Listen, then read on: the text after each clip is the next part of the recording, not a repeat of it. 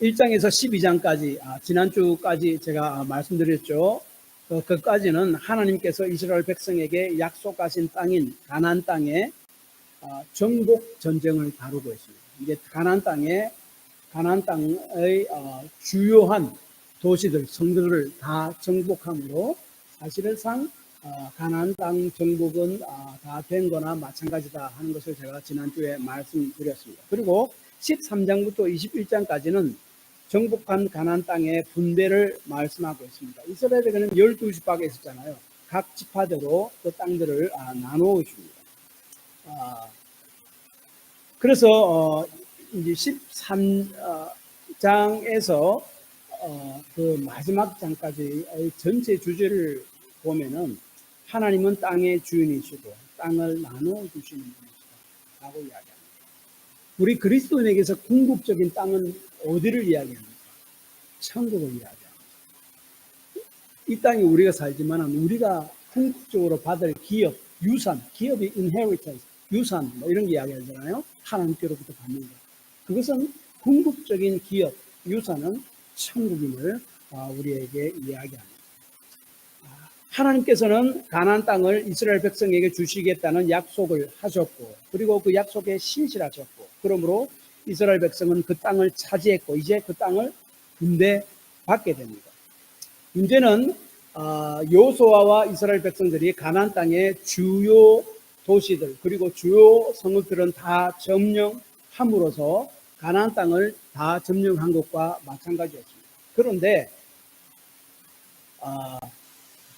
여전히 점령하지 못한 가나안 땅의 변두리 지역들이 있었습니다. 그 지역들은 이스라엘 12지파에게 그 가나안 땅들을 분배해서 나눠주고 난 다음에 그 분배받은 땅의 그 변두리 지역, 아직까지 정복하지 못한 땅들은 각 지파들이 그것을 하나님의 약속의 말씀을 믿고 하나님의 의지에서 정복해 나가야 했습니다. 그 지역들이 어느 지역들인가라고 3절에서 2절에서 쭉 이야기하고 6절까지 이야기하고 있죠. 그 지역들은 그 서남쪽, 즉 애굽에서부터 애굽 그 시내산으로부터 블레셋 사람 다섯 통치자들의 땅들이라고 3절에 이야기하고 있습니다. 여기서 블레셋 사람들의 다섯 통치자들의 땅이란 뭔가면은 오늘날 그 이스라엘하고 하마스하고 전쟁이 하는 곳이 어디입니까?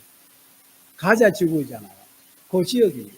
그러니까 이스라엘 요단강이 있고 요단강의 서쪽에 서쪽이 이쪽입니다. 예. 요단강이 있고 여러분 보기에 서쪽 이쪽입니다. 요단강 서쪽에 서남쪽에 그 지중해가 있습니다. 지중해가 있고 그 부분에 가자 지구에 있는 그 지역이 바로 블레셋 사람들이 다섯 왕들이 통치하고 있던 그 지역입니다. 그것도 너희들이 이제 이렇게 점령해야만 한다라고 이야기합니다. 그 다음에 서북쪽에 가나안 족속과 모든 땅과 레바논, 헤르몬 산을 지나 북쪽 제일 끝에 그러니까 이스라엘 지도를 보면요 사해가 있고 그 다음 그 위로 요단강이 있고 그 위에 갈릴리 바다가 있습니다. 그리고 그 저 위쪽에 헤르몬 산이 있는데 그보다 더 위쪽이 어딘가 하면은 바로 하맛입니다. 그러니까 남쪽 최남단은 애굽입니다. 최남단은 최북쪽은 하맛. 그까지 이르는 모든 지역들을 가나안 땅인데 너희들이 다 주었고 그 지역들의 주요 도시들은 성들은 너희들이 다 여호수아와 함께 다 점령했다. 그러나 아직까지 점령하지 못한 여러 지역들이 남아있는데 그것들은 분배받은 너희 각 지파가 믿음으로 싸워서 그 땅들을 너희들이 점령하고 차지해야 될 것이다 라고 이야기합니다. 그래서 하나님께서는 여호수아에게 말씀하는 것이 1절에 있습니다. 여호수아가 나이가 많아 늙음에 여호와께서 그에게 이르시되 너는 나이가 많아 늙었고 얻을 땅이 매우 많이 남아있도다. 나이가 많고 늙었다는 말이 뭡니까? 지금 여호수아의 나이가 정확하게 성경은 이야기하고 있지 않지만은 모든 학자들이 이야기하기는 약 90살쯤 되지 않는가라고 생각합니다. 이제는 너는 이제 전쟁에 나갈 나이는 아니다는 거죠. 그래서 6절 하반절에 너는 내가 명령한 대로 그 땅을 이스라엘에게 분배하여 기업이 되게 하라고 이야기합니다. 그래서 각 땅을 이스라엘 12지파에게 나눠주라라고 이야기합니다. 그래서 7절에 보면은 8지파와 8반지파에게 나눠주고, 그 다음에는 2지파 반은 어디에 있습니까? 그들은 이미 요단 동쪽에서 모세로부터 분배받은 거죠. 루벤, 갓, 므나사 반지파는 이미 요단 동쪽에 이미 받은 겁니다. 그 땅의 분배를 이야기하면서 이제 점령한 요단 서쪽을 먼저 이야기하는 것이 아니라 이제 요단 동쪽, 이미 점령한 동쪽을 먼저 이야기하는 것이 바로 8절부터 33절까지 이야기하고, 그 다음에 14장부터 이제 여호수아와 함께 점령한 요단 서쪽, 요단을 건너가서 서쪽, 그 지역들을 분배하는 것을 계속 말씀합니다. 그래서 이제 여호수아는 나이가 많이 들어서 더 이상 일선에서 전쟁을 할 수 없는 나이가 되어버렸습니다. 그러므로 여호수아의 남은 사명은 각 지파들에게, 12지파들에게 땅을 분배해서 아직 정복하지 못한 그 지역들을 이스라엘 각 지파 백성들로 하여금 정복하게 하라 하는 그 말씀입니다. 이 말씀은 여호수아의 스승이었던 모세, 그리고 여호수아 자신도 가나안 땅을 주겠다는 하나님의 약속을 믿고 믿음으로 나아갑니다. 이스라엘 백성을 이끌고. 근데 이스라엘 백성은 오랫동안 애굽, 이집트의 노예로 살고 있었습니다. 그들은 변변히 전쟁을 하는 그런 군사로서 훈련을 받지 못하는 그런 사람들이에요. 그런 사람들, 1세들은 광야에서 다 죽었지만 그 2세들도 무슨 군사적인 이런 훈련을 제대로 받았었고, 그 다음에 그 무기들도 어떻게 변변한 무기들이 있었겠습니까? 그런 사람들을 이끌고 당시 가장 강력한 군대가 있는, 그리고 엄청난 최신식 무기가 있는 가나안 땅 백성들을 향해 싸움에서 그 땅을 정복하라는 거예요. 하나님께서 내가 그 땅을 너희에게 주겠다, 이미 주었다, 그 약속만 믿고 나가서 싸워서 정복하라라고 했습니다. 그래서 결국 이 백성들은 그렇게 하죠. 근데 객관적 전력으로 봐서는 그것은 말도 안 되는 전쟁이었습니다. 그러나 이스라엘 백성은 하나님의 약속과 그 약속에 대한 믿음으로 나아갔고 승리할 수 있었습니다. 그래서 하나님께서는 이와 같이 이제 12지파의 백성들도 너희들이 이미 약속의 말씀을 믿고 나온 결과가 어땠는지 너희들이 이미 보았지 않느냐. 그래서 그와 똑같이 이제 남아있는 아직 정복하지 못한 그런 변방지역의 성들은 너희들이 정복해라 라고 말씀하는 것이 오늘 말씀입니다. 이 땅을 분배하고 정복되지 못한 땅을 각 지역 백성들에게 직접 정복하라 하는 말씀은 오늘날 우리 예수 믿는 그리스도인에게 어떻게 이해해야 될 것입니까? 이렇게 이해해야 됩니다. 예수 믿는 사람은 모든 죄를 용서함 받아서 하나님의 자녀가 되었고, 하나님께서 우리와 함께 계시니 우리가 천국 갈 때까지, 죽어서 천국 갈 때까지 이 땅에서 예수 믿기 이전의 삶을 버리고 이제 믿음으로 살아가라는 말씀입니다. 믿음으로 살아가는데 여러 가지 어려움들이 있습니다. 여러분, 우리가 사업을 해도 그렇고, 또 직장 생활하는 것도 그렇고, 학생들이 학교에서 생활하는 것도 그렇고, 지금 이 세대에서 참 믿음으로 바르게 살아가는 것이 결코 쉬운 일이 아닙니다. 이스라엘 백성들이 그 열악한 군대 조직을 가지고 그 강력한 가나안 백성의 군대들과 전쟁을 하려는 것 같은 그런 상황과 비슷합니다. 그러나 하나님의 약속을 믿고 하나님이 함께 하심을 믿고 믿음으로 나갈 때 너희들은 승리를 경험하게 될 것이다 하는 것을 주님의 약속입니다. 그래서 우리가 이 땅에서 오늘 말씀은 예수를 믿은 우리가 이 땅에서 어떻게 살아가야 하는가 하는 것에 대한 말씀이 오늘 땅을 분배에 대한 말씀이라고 제가 말씀드릴 수 있습니다. 그러면 우리가 어떻게 이 땅에 살아가야 합니까? 먼저 하나님의 약속을 붙들고 살아가야 합니다. 1절에 너는 나이 많아 늙었다라고 하나님께서 여호수아에게 이야기합니다. 그래서 너는 더 이상 전쟁하지 못한다. 그래서 땅을 분배해서 이제 각 지파가 분배받은 땅 그 가운데서 스스로 전쟁을 해서 그 땅을 다 정복하지 못한 땅들을 정복하도록 하라고 이야기합니다. 그리고 나서 6절 하반 6절에 보면은 내가 그들을 이스라엘 자손 앞에서 쫓아옵니다. 여호수아는 이제 더 이상 전쟁에 참여할 수 없고 이제 곧 세상을 떠나게 될 것이지만은 남은 이스라엘 백성들이 그 일을 감당해야 됩니다. 내가 너 여호수아와 함께서 말도 안 되는 연약한 이스라엘 군사들을 데리고 강력한 가나안 군대들을 전쟁에서 이겨 승리하지 않았느냐. 그와 같이 내가 이스라엘 각 지파에게 함께함으로 가나안 땅 족들을 쫓아내게 하겠다. 그래서 여호수아에게 너는 걱정하지 말고 네가 할 일은 여기까지, 그리고 네가 할 일은 그 땅을 나누어 주는 것이다. 그리고 스스로 정복하게 만드는 것이다 하는 것이 오늘 그 말씀입니다. 그래서 이게 중요한 것이 6절입니다. 내가 그들을 이스라엘 자손 앞에서 쫓아내리라 하는 하나님의 약속을 붙들고 나아가라. 오늘날 우리 그리스도인이 나아가야 될 것이 뭡니까? 세상에 여러 가지 내 삶의 경험과 지식과 사람들이 주는 여러 가지 지혜로운 말들도 있어서 좋습니다. 그러나 우리가 먼저 붙들어야 될 것은 하나님의 말씀이죠. 그래서 우리가 말씀을 묵상하고 듣고 읽고 실현해야 됩니다. 그 말씀이 내 삶에 지배할 수 있어야 됩니다. 그 약속의 말씀을 붙들고 나가는 것입니다. 그 다음 두 번째로 하나님의 함께 하심을 계속적으로 상기함으로 이를 통해 믿음을 굳게 함으로 남은 땅을 정복해 나가라 하는 겁니다. 하나님께서는 이제 먼저 요단 동쪽 지역 땅을 분배한 말씀을 먼저 하는데 그것이 바로 제가 처음에 말씀드린 대로 8절에서 33절까지 말씀입니다. 제일 북쪽은 므낫세 반지파, 중간은 갓지파, 남쪽은 루벤 지파입니다. 그리고 그 각 지파들이 어느 땅의 부분들을 분배받았는가를 설명하는 것이 8절부터 33절까지 지루하게 쭉 나타나 있습니다. 그런데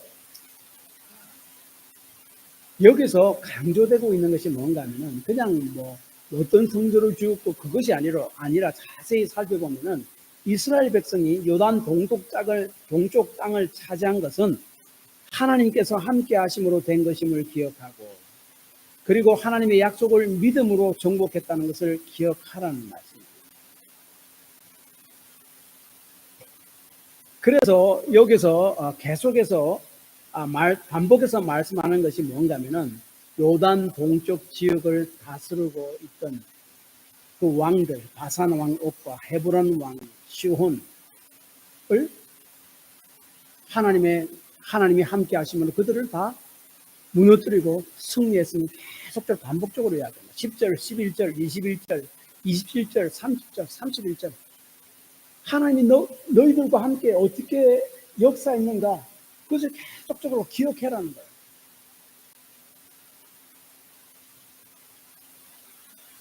그리고 이스라엘 백성이 두려워서 모압 왕인 발락이 점술과 발람을 돈으로 매수해서 이스라엘을 저주하려 하는 그 사건도 떠올립니다. 그래서 그래 했지만 오히려 그 거짓 점술가 그 발람이 이스라엘 백성을 저주하려고 했는데 오히려 축복하는 말을 하게 됩니다. 결국 이스라엘을 대적하는 미디안 5 왕들이 죽임당할 때에 발람도 함께 죽임을 당한다 하는 것이 오늘 본문 말씀에는 없지만 민수기 32장 8절에 이야기하고 있습니다. 그래서 오늘 본문 22절에 이스라엘 자손이 그들을 살려고 하는 중에 보올의 아들 점순과 발람도 칼날로 죽였더라 하는 말씀인데 그것이 바로 민수기 31장 8절 말씀입니다. 그런데 참 바락 왕이 그 점술과 발람을 돈으로 사서 막 저주하게 해서 이스라엘을 망하게 하려고 했지만 그렇게 할 수 없었다는 것이죠. 이런 사실들을 계속적으로 언급하는 것은 결국 이스라엘 백성이 요단 동편 땅을 얻게 된 것이고 그것과 요단 서편 땅들을 얻게 된 것은 가나안 땅을 얻게 된 것은 하나님께서 그들과 함께 하심으로 된 것임을 계속적으로 상기시킵니다. 그러므로 하나님의 함께 하심을 계속적으로 상기함으로 믿음을 굳게 하고 그래서 남은 땅을 점령해 나가라 하는 말씀입니다. 이것은 마치 요리를 할 때 어떻게 요리를 해야 하는가를 자녀들에게 가르치는 것과 비슷하다고 저는 생각합니다. 이제 가르칠 때, 이 무슨 요리를 하는데, 된장찌개를 하는데, 재료는 무엇이 있어야 되고 합니다. 그리고 재료 손질을 어떻게 해야 되고 하면서 말로만 하는 것이 아니라 직접 보여주죠.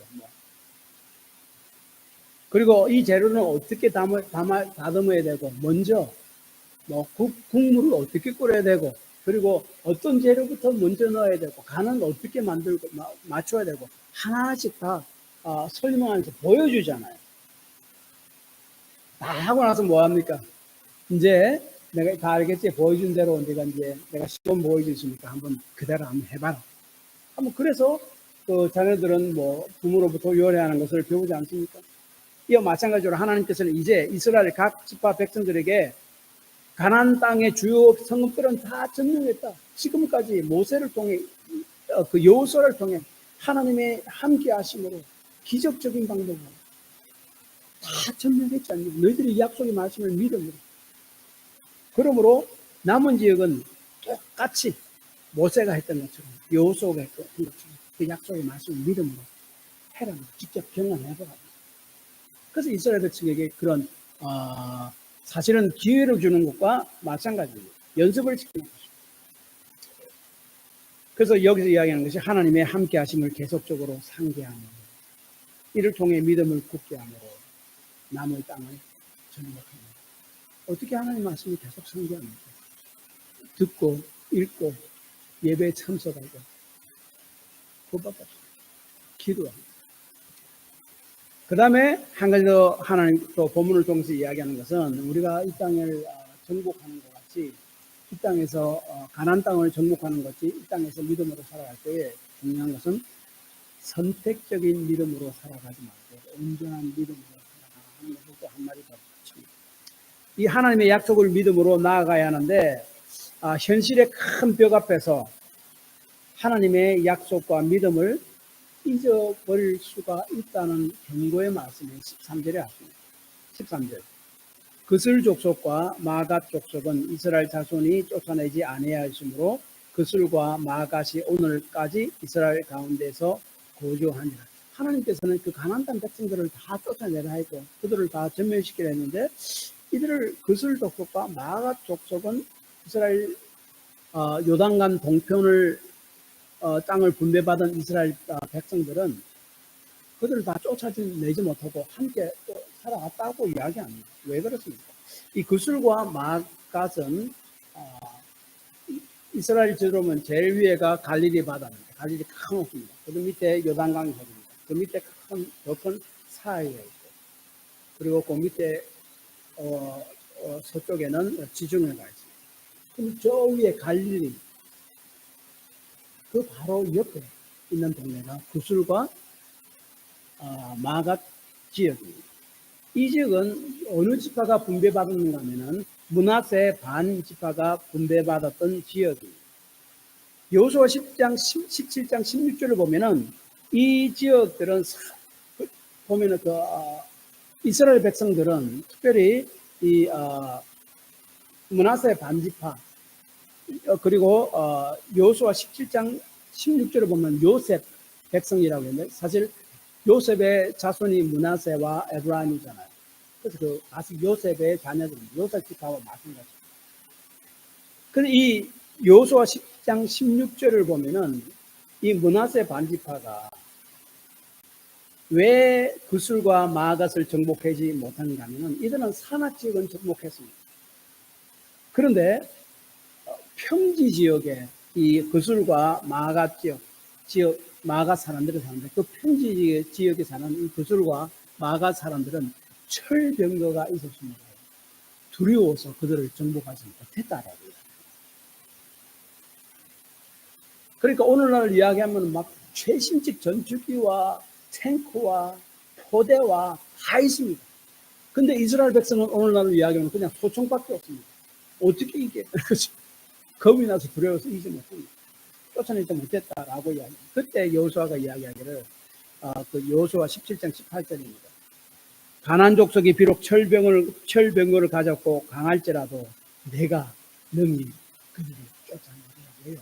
하나님께서 쫓아내주겠다고 약속했었고 이스라엘 백성 그 약속의 말씀에 대한 믿음을 가지고 행동해 나가면 된다는 거죠. 그렇게 믿음으로 현실적 어려운 문제들을 이겨내라고 격려했습니다. 그러나 이들은 하지 못했음을 이야기함으로써 우리의 삶도 선택적으로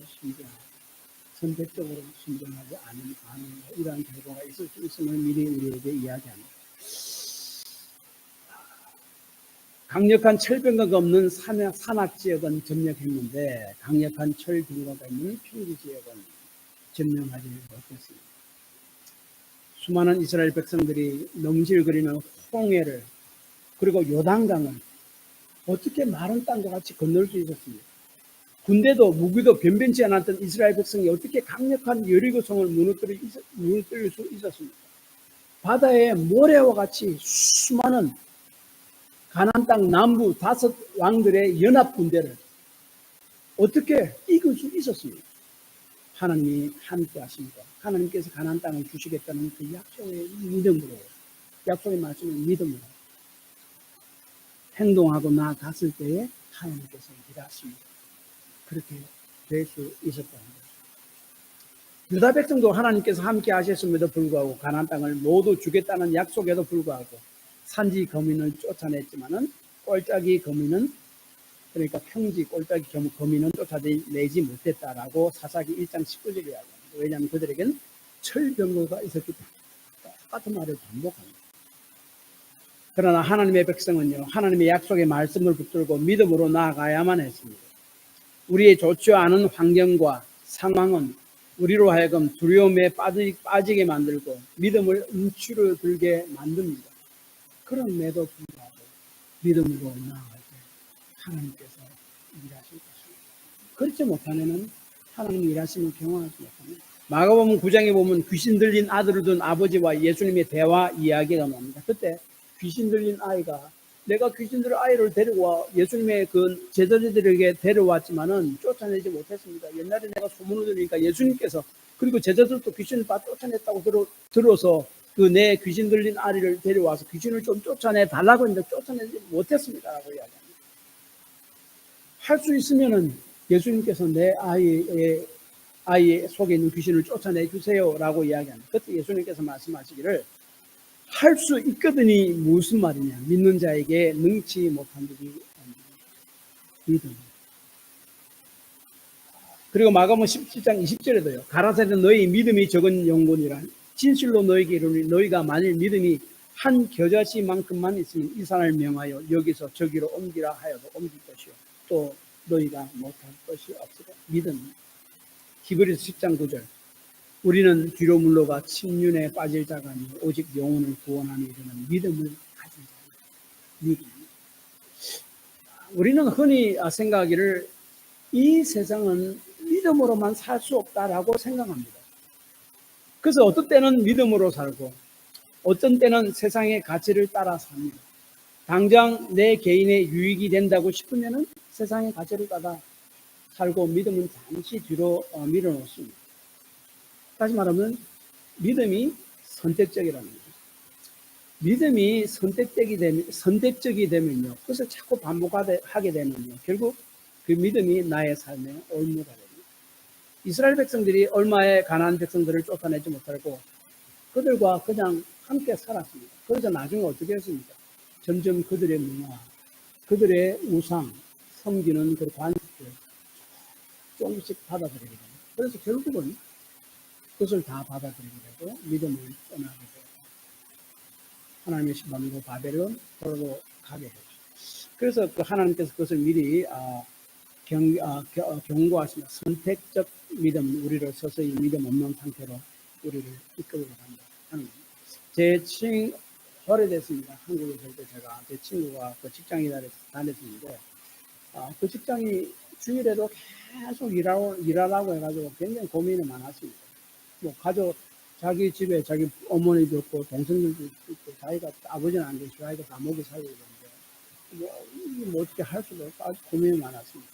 근데 나중 평일에 교회 가보니까 교회 또 앉아서 혼자 기도하고 있는 거예요. 또 뭔 일이냐, 직장에 있는 사람이 직장에 안 가고 와서 기도하고 있고. 그래서 뭐 어쩐 일이냐 물어봤습니다. 직장을 그만두었다는 거예요. 기가 딱 찼습니다.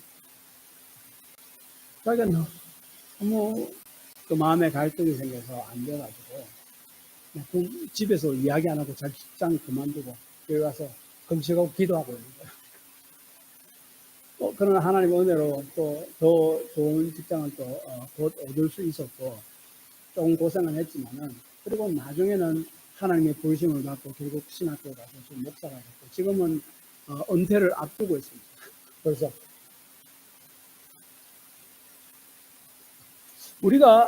저는 이분의 결정을 생각할 때 우리가 생각하기를 이분의 결정이 너무 극단적이다라고 생각할 수도 있습니다.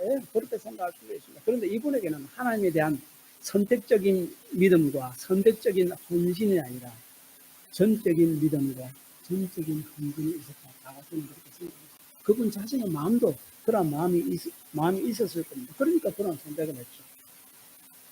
그 가운데서 하나님께서 일하시고 제 생각에는 너는 그런 목사가 될 그 시험에 합격했다 이제 목사가 되거라 해서 그런 사명을 주셨다고 저는 생각합니다. C.S. 루이스는 믿음에 대해서 말하기를 이렇게 이야기합니다.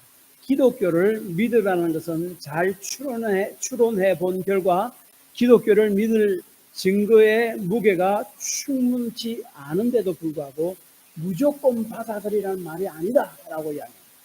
믿음은 그렇게 해서 생기지 않는다라고 이야기합니다. 그래서 말하기를 믿음은 느낌이나 감정에 근거하는 것이 아니라 이성과 사실에 대한 믿음에 근거한다라고 이야기합니다. 우리가 흔히 듣기로는 믿음은 무조건 믿으라 하잖아요. 그런데 사실은 믿음이 작동되는 것은 이성과 사실에 대한 사실에 기초한다라고 이야기해요. 그래서 우리 예수님을 또 무조건 믿으라 해서는 안 된다라고 이야기해요. 나는 어디서 왔고 하나님은 누구고 나의 죄는 어떻게 될 것이고 예수님은 십자가에 무엇을 했으며 왜 그렇게 하셨는가. 예수님은 부활하시고 우리 죄를 위해서 십자가에 죽으시고 부활하시고 승천하시고 우리에게 성령을 주셨다는데 이 모든 말이 성경에 기록된 말이 거짓말이라면 기독교가 그 오랜 역사 가운데서 살아남을 수 있었답니다. 역사 이래로 모든 종교 창시자들은 사이비 종교를 창시한 자, 아직까지 살아있는 자 몇몇을 빼고 모두 자신을 하나님이라고 주장한 하나님이라고 주장한 사람들은 없었다라고 이야기합니다.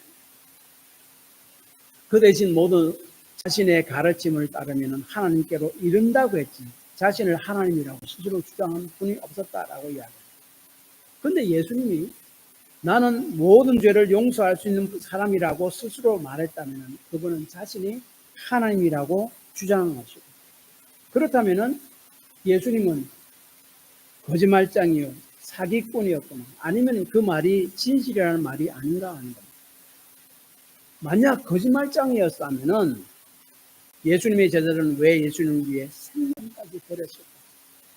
역사 이래로 스스로 신이라고 주장한 사람은 수없이 많은데 그들은 다 사라져 버렸지만 왜 예수님은 여전히 사람들이 믿고 섬깁니까?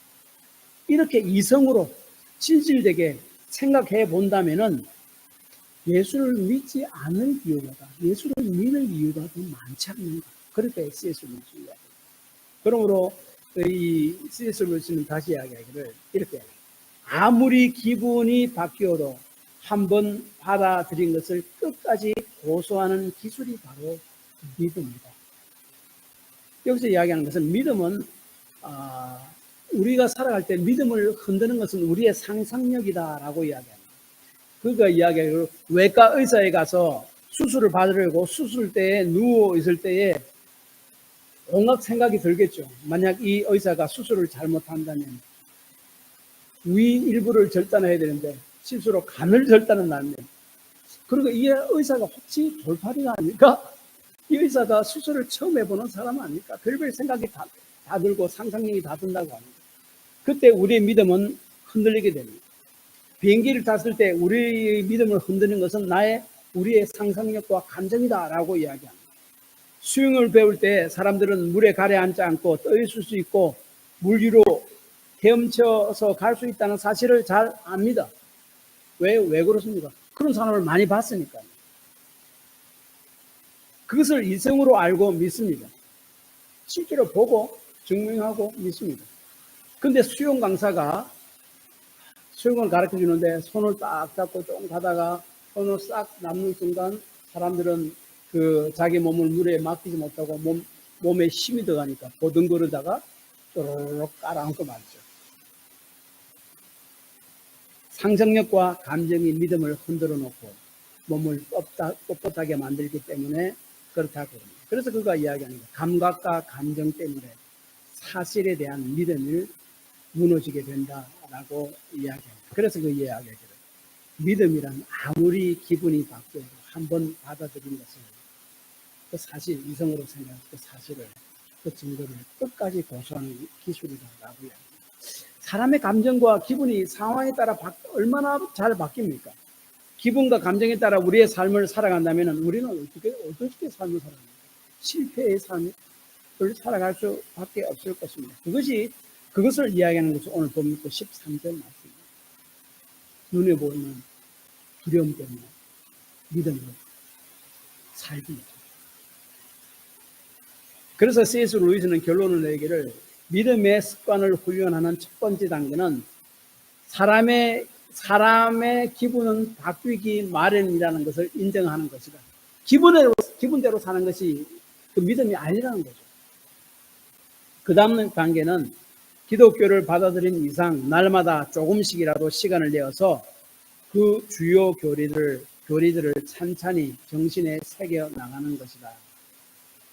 그리고 매일 기도하며 성경과 경건서적을 읽고 교회에 나가는 일이 그리스도인의 삶의 필수적인 이유가 여기에 있다. 우리는 우리 믿는 바를 정기적으로 상기시킬 필요가 있다. 가만히 내두는데도 정신 속에 살아남을 수 있는 신념은 없다. 신념은 계속적으로 북돋아 주어야 합니다. 그 신념을 믿음을 이야기한다. 우리가 믿고 있는 것, 그 신념, 우리 믿음.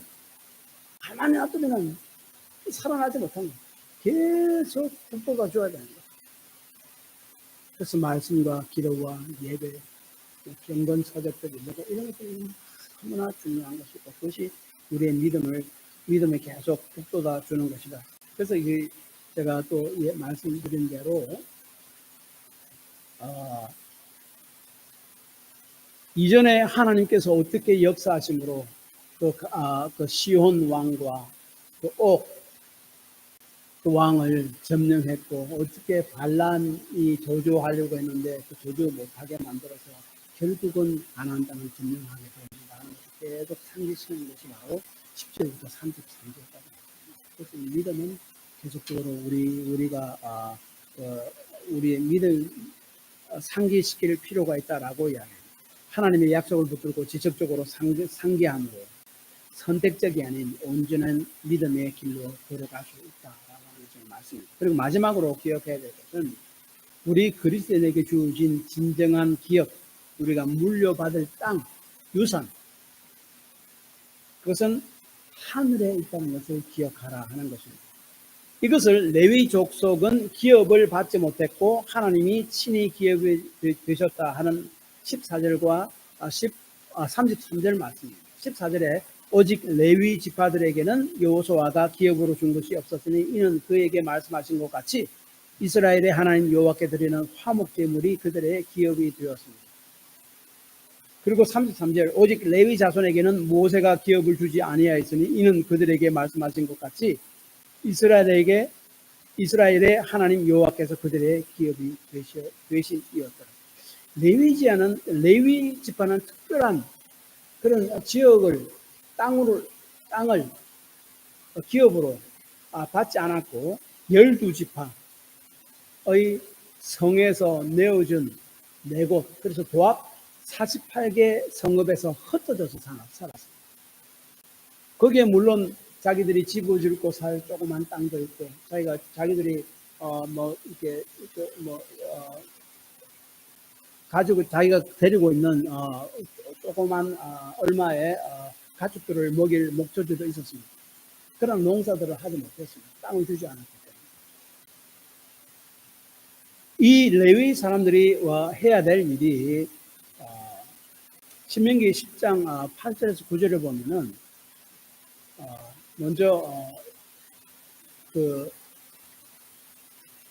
백성들의 하나님을 예배하는 것을 돕고 지도하고 인도하는 일을 하고, 그들에게 하나님의 말씀을 증거하고, 그래서 가르치고, 그리고 또 언약궤를 메고 다니고, 또 성전을 지키기까지. 그 다음에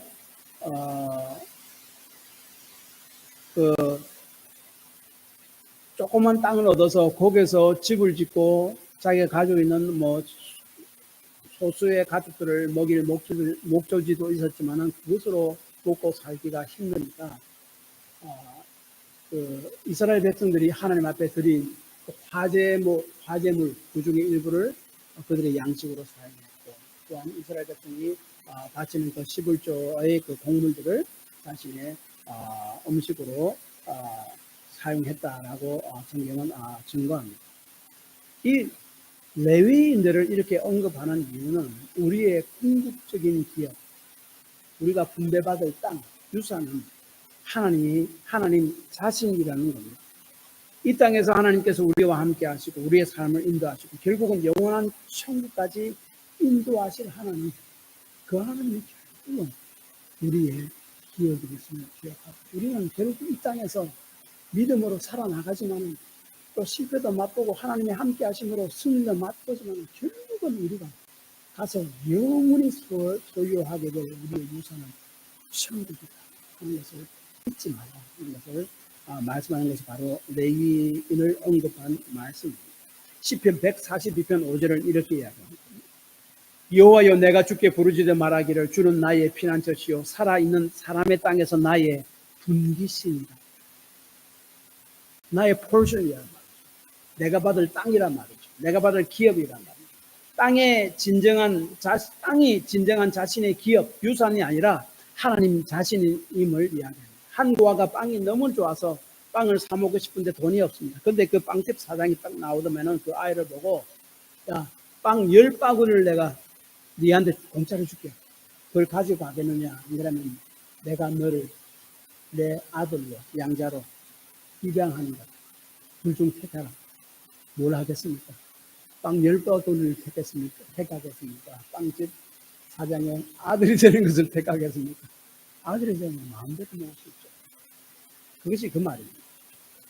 하나님이 우리의 유업이 되시고, 기업이 되시고, 포션이 되시고, 땅이 되시고, 하나님 자신이 우리의 삶이다. 그것을 기억합니다. 이 땅에서 우리가 삶에서 하나님의 약속을 붙들고 약속의 말씀을 지속적으로 상기함으로 선택적이 아닌 온전한 믿음의 길을 걸어가야 합니다. 요단강을 건너고 여리고 성을 무너뜨리는 기적을 그때 경험할 수 있습니다. 그러나 무엇보다도 우리의 영원한 기업, 유산은 이 땅에서 잘 먹고 잘 살고 승리를 경험하고 이것이 아니라 하나님 자신임을 기억해 우리가 장차 들어갈 천국임을 잊지 말아라 하는 것이 오늘 본문의 말씀이고, 레위인을 언급한 이유입니다. 히브리서 11장 13절 이하의 말씀을 언급하고 제 말씀을 마치겠습니다. 이 사람들은 다 믿음을 따라 죽었으며 약속을 받지 못하시되 그것들을 멀리서 보고 환영하며 또 땅에서는 외국인과 나그네임을 증언하였으니 그들이 이같이 말하는 것은 자기들이 본향 찾는 자임을 나타냅니다. 그들이 나온 바 본향을 생각하였더라면 돌아갈 기회가 있으려니와 땅의 본향. 그들이 이제는 더 나은 본향을 사모하니 곧 하늘에 있는 것이라. 이러므로 하나님이 그들의 하나님이라 일컬음 받으시니 부끄러워 아니하시고 그들을 위하여 한 성을 예비하셨나이다. 천국 하나님 자신.